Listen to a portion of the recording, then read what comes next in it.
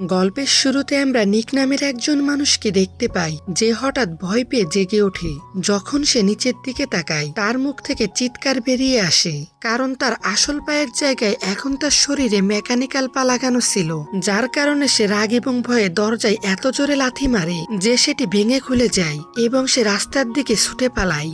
বাইরে দাঁড়িয়ে থাকা লোকজন সঙ্গে সঙ্গে তার দিকে বন্দুক তাক করে, কিন্তু ঠিক সেই মুহূর্তে সে তার নতুন পায়ে এক অদ্ভুত এবং দুর্দান্ত শক্তি অনুভব করে এবং মুহূর্তের মধ্যে সে শত শত মিটারের দূরত্ব পার করে ফেলে। তার গতি এতটাই অবিশ্বাস্য ছিল যে গুলিও তাকে ছুঁতে পারছিল না। কিছুদিন আগ পর্যন্ত সে Massachusetts Institute of Technology MIT এর ছাত্র ছিল। সে পড়াশোনায় টপার এবং একজন এক্সপার্ট হ্যাকার ছিল। জ্যোতির্বিদ্যা থেকে শুরু করে ভূগোল পর্যন্ত হয়তো এমন কোনো বিষয় ছিল না যা সে জানতো না, কিন্তু ছোটবেলা থেকেই তার পায়ের রোগ ছিল, যার কারণে তাকে ক্রাচের সাহায্যে হাঁটতে হতো। সেদিন সে তার গার্লফ্রেন্ড হেইলি এবং তার বন্ধু জোনার সাথে রোড ট্রিপে ছিল। তারা হেইলির জিনিসপত্র শিফট করতে তাকে সাহায্য করছিল। হঠাৎ সন্ধ্যায় সে একজন রহস্যময় হ্যাকারের মেসেজ পায়। তারা দীর্ঘ সময় ধরে অনলাইনে একে অপরের সাথে কথা বলে, কিন্তু হ্যাকার তার গার্লফ্রেন্ড হেইলির ল্যাপটপ হ্যাক করে নিয়েছিল এবং তার প্রতিটি পদক্ষেপের উপর নজর রাখছিল, যার জন্য সে সঙ্গে সঙ্গে হ্যাকারের লোকেশন ট্রেস করা শুরু করে দেয়। জোনা পরামর্শ দেয় যে তাদের সেই হ্যাকারকে খুঁজে বের করা উচিত এবং তাকে চিরতরে একটি শিক্ষা দেওয়া উচিত, কিন্তু নিকের মেজাজ আগে থেকেই খারাপ ছিল। সে অনুভব করছিল যে হেইলি তার শারীরিক অবস্থার কারণে তাকে ছেড়ে চলে যেতে চায় এবং এই ট্রিপটি বেরেকাবেরি একটি বাহানা ছিল মাত্র।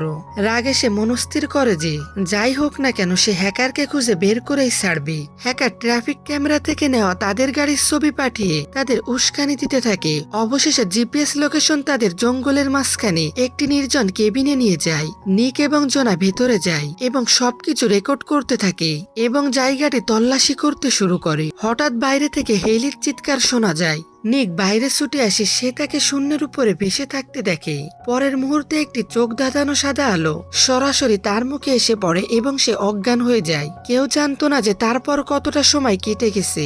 যখন সে চোখ খোলে সে একটি হুইল চেয়ারে বসেছিল এবং তার পুরো শরীর সম্পূর্ণ অবশ ছিল।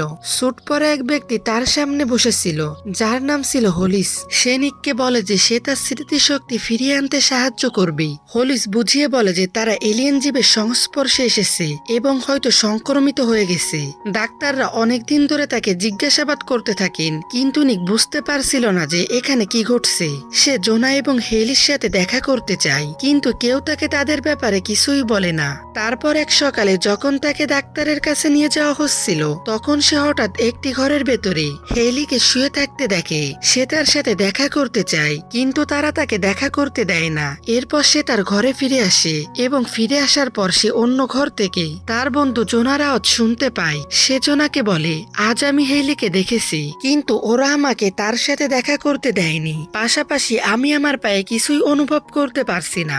জোনা তাকে বলে যে তারা তাকে কোনো ড্রিঙ্কস দিয়েছিল এবং তারপর থেকে তার হার্ট স্বাভাবিক লাগছে না। এখন দুজন ঠিক করে যে তারা তাদের চারপাশে যা কিছু দেখবে সমস্ত তথ্য একে অপরের সাথে শেয়ার করবে।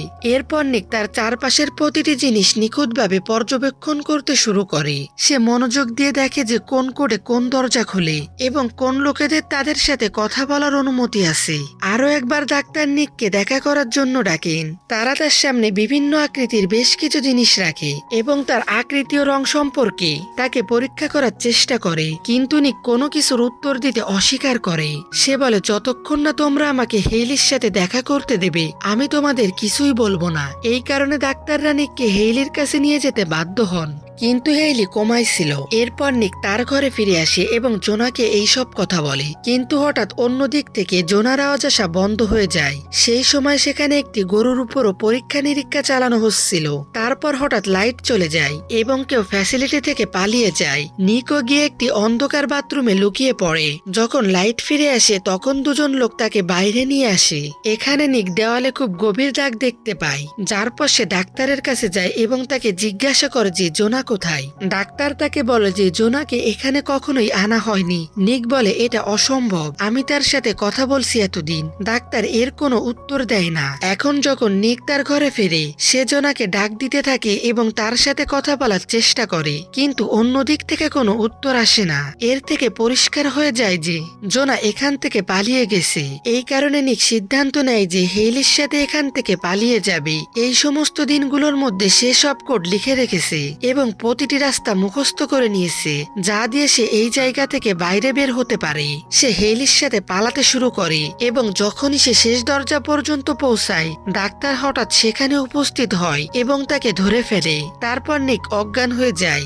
যখন সে জেগে ওঠে, সে দেখে যে হেইলির ঠিক পাশের বিছানায় শুয়ে আছে। সে তাকে স্পর্শ করার আগেই সেখানকার কর্মীরা তার হাত ধরে ফেলে। হেইলি আরো একবার অজ্ঞান হয়ে যায়। এখন নিক সেখানকার স্টাফদের সাথে লড়াই করতে শুরু করে এবং ধস্তাধস্তির সময় সে বিছানা থেকে নিচে পড়ে যায়। এই কারণে স্টাফরা ভয় পেয়ে যায় এবং ঘর থেকে পালিয়ে যায়। নিক তখন খেয়াল করে যে তার আসল পা কেটে ফেলা হয়েছে এবং সেগুলোর জায়গায় রোবোটিক পা লাগিয়ে দেওয়া হয়েছে এবং এখন সে সত্যিই হাঁটতে পারে। এই রোবোটিক পা অবিশ্বাস্য রকমের শক্তিশালী এবং নিজের শক্তিতে সে দরজা ভেঙে ফেলে। যে কেউ তার সামনে আসে সে তাদের উপর আক্রমণ করে এবং এগিয়ে যেতে থাকে। হেইলিও তার সাথে আছে। তারপর যখন তারা লিফটের মাধ্যমে নিচে যাচ্ছিল, তখন ডাক্তার নিকের কাছে আসে এবং বলে, যদি তুমি এখান থেকে বাইরে যাও তবে এলিয়েনরা তোমার জন্য বিপদ হবে, তোমার এখানেই থাকা উচিত। কিন্তু নিক ডাক্তারের কথা শোনে না। একটি দীর্ঘ সুড়ঙ্গের মধ্য দিয়ে যেতে যেতে সে অবশেষে ফ্যাসিলিটি থেকে বাইরে বেরিয়ে আসে। তারা বাইরে আসতেই হেইলির জ্ঞান ফিরে আসে।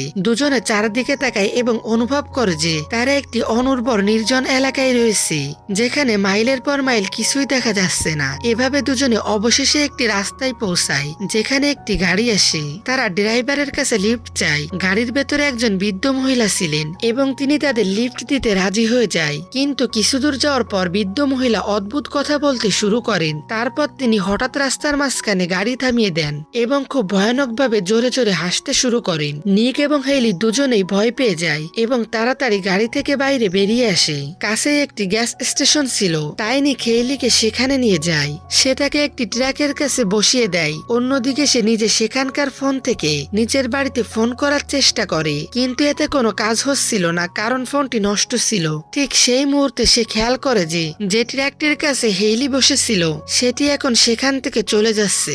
হেইলিও সেই ট্রাকের ভেতরে আছে। নিক সঙ্গে সঙ্গে বুঝতে পারে যে ট্রাক ড্রাইভার ডাক্তারের জন্য কাজ করে এবং তাকে ফিরিয়ে ফ্যাসিলিটিতে নিয়ে যাচ্ছে। এই কারণে সে ট্রাকের পিছনে শুরু করে। চমকপ্রদ বিষয় হলো সে তার রোবোটিক পায়ের কারণে খুব দ্রুত দৌড়াচ্ছিল।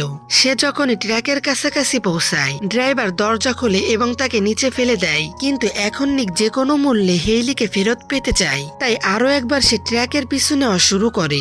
যদিও ট্রাকটি খুব দ্রুত গতিতে চলছিল, সে তার নতুন রোবোটিক পা ব্যবহার করে সেটিকে ধরতে সক্ষম হয়। ট্রাকের ভেতরে হেইলি একটি বন্দুক পেয়ে যায়, তাই সে ট্রাক ড্রাইভারকে বন্দুকের মুখে জিম্মি করে ফেলে। তারপর তারা দুজনে ড্রাইভারকে সেখানেই বাইরে ফেলে দেয় এবং নিজেরা ট্রাক নিয়ে পালিয়ে যায়। অনেক দীর্ঘ দূরত্ব পার করার পর তারা অবশেষে একটি বন্ধ মোড়ে পৌঁছায়, যেখানে রাস্তা পুরোপুরি শেষ হয়ে যায়। এই কারণে তারা ফিরে যেতে বাধ্য হয়। কিন্তু তখন নিক বুঝতে পারে যে তারা আরো একবার সেই একই রাস্তায় ফিরে আসছে।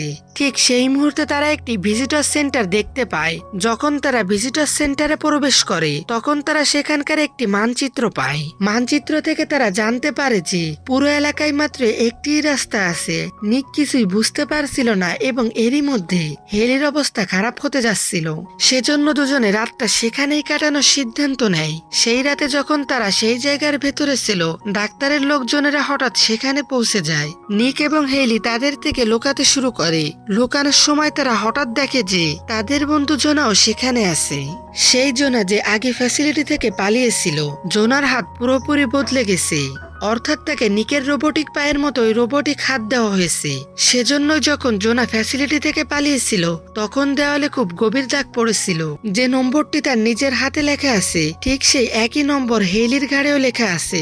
জোনা বলে, যদি তুমি এই নম্বর যোগ করো তবে মোট 51 হয়। এর মানে হলো আমরা এরিয়া 51-র কাছাকাছি, যেখানে বিজ্ঞানীরা নতুন পরীক্ষা নিরীক্ষা করেন এবং তারা আমাদের উপর পরীক্ষা নিরীক্ষা চালাচ্ছেন। সেজন্যই তোমার পা এবং আমার হাত বদলে দেওয়া হয়েছে। তাদের কাছে আমরা গবেষণাগারের ভেতরে ইঁদুরের মতো পরীক্ষা করা সাবজেক্ট ছাড়া আর কিছুই নই। এখন ডাক্তারের লোকজনেরা সেখান থেকে চলে যাওয়ার পর পরের দিন সকালে তারা এই জায়গা থেকে বাঁচার জন্য আরো একবার ট্র্যাকে করে এগিয়ে যায়। কিছু দূরত্ব পার হওয়ার পর তারা সামনে একটি চেক পয়েন্ট দেখতে পায়। যদিও তারা ট্র্যাকটিকে নিয়ে যাওয়ার চেষ্টা করে, কিন্তু সেনাবাহিনী তাদের ট্র্যাকটিকে একটি বিশাল পিলার সিস্টেম ব্যবহার করে আটকে ফেলে, যা কেবল অন প্রিন্টিং সিস্টেমের মাধ্যমেই সরানো সম্ভব। এখন জোনা ট্র্যাক থেকে বাইরে বের হয় এবং সেই ঘরে পৌঁছায় যেখানে ল্যাপটপ রাখা আছে, কিন্তু সে তার পিলার সরানোর আগেই একটি গুলি তার চশমায় লাগে, যার ফলে তার দৃষ্টি ঝাপসা হয়ে যায়। এর মানে হলো এখন সে না কোড দিতে পারবে এবং না সিস্টেম হ্যাক করতে পারবে। এই কারণে সে ফিরে বাইরে আসতে বাধ্য হয়। তারপর তার রোবোটিক হাতের দুর্দান্ত শক্তি ব্যবহার করে সে পিলারটিকে ভেঙে ফেলে এবং নিক এবং হেইলি সেখান থেকে পালাতে সফল হয়। কিন্তু জোনা পেছনে রয়ে যায়, কারণ তার গায়ে বেশ কয়েকটি গুলি লেগেছিল। পালাতে গিয়ে নিক এবং হেইলি দুজনের চোখেই পানি আসে। এখন তারা অনবরত এগিয়ে যেতে থাকে এবং অবশেষে তাদের সামনে একটি বিশাল ব্রিজ আসে, কিন্তু ব্রিজের ঠিক মাঝখানে ডাক্তার দাঁড়িয়ে আছে। তাদের ট্র্যাকটি তার কাছে পৌঁছানোর আগে ডাক্তারের লোকেরা রাস্তায় কিছু ফেলে দেয়, যার ফলে ট্র্যাকের টায়ার পাংচার হয়ে যায় এবং ট্র্যাকটি উল্টে যায়। এখন হেলি মারাত্মকভাবে আহত হয়, সে অজ্ঞান হয়ে যায়। ঠিক সেই মুহূর্তে একটি হেলিকপ্টার সেখানে পৌঁছায় এবং হেলিকে নিজের সাথে নিয়ে যায়। নিকও গুরুতরভাবে আহত ছিল, কিন্তু নিজের পুরো শক্তির সাথে সে আরো একবার দাঁড়িয়ে পড়ে। তখনই তার নজর ডাক্তারের ট্যাগ নামের উপর যায়, যার উপর ডেমন লেখা ছিল। বাস্তবে ডাক্তারের নাম ছিল ডেমন, এবং যখন নিক এটিকে উল্টো করে পড়ে তখন সে বুঝতে পারে যে এটি আসলে নোম্যাড, সেই হ্যাকার যে তাদের রহস্যময় মেসেজগুলো পাঠিয়েছিল, এবং সে তাদের কলেজের সার্ভার হ্যাক করেছিল, যার দোষ নিক এবং তার বন্ধুর উপর চাপানো হয়েছিল।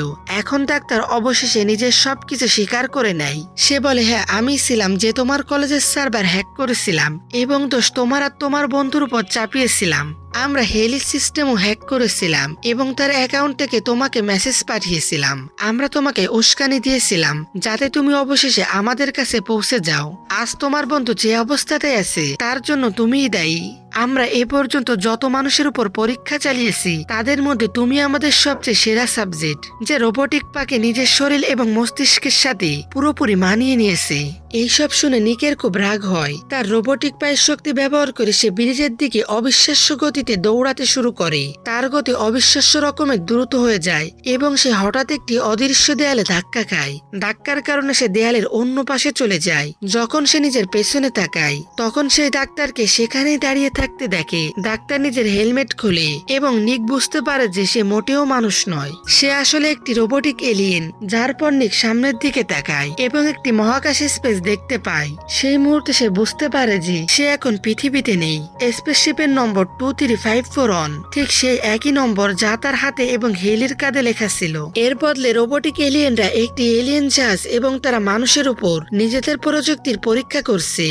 আর এই দৃশ্যের মাধ্যমে সিনেমার গল্প এখানেই শেষ হয়। তো বন্ধুরা, যদি আপনার এই রোমাঞ্চকর গল্পটি পছন্দ হয়ে থাকে তবে ভিডিওটিতে লাইক করুন এবং এমনই আরো আকর্ষণীয় মুভি এক্সপ্লেনের জন্য আমাদের চ্যানেলটি অবশ্যই সাবস্ক্রাইব করুন।